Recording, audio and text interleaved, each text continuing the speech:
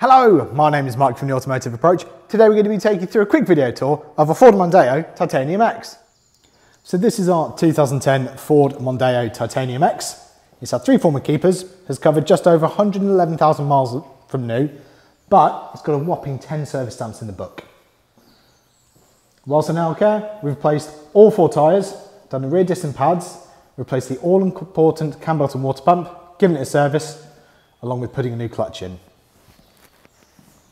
Fresh MOT too, and a full 102-point independent mechanical inspection.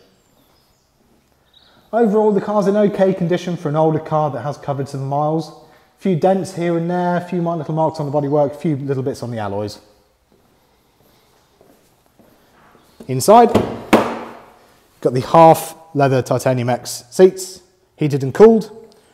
Steering wheel controls, power fold mirrors, dual zone climate control with air conditioning, AM/FM radio, DAB radio, Bluetooth connectivity.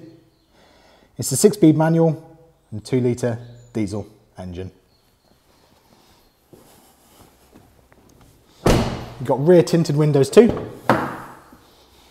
Loads of legroom in the back. Very, very practical motors these. Along with a humongous boot.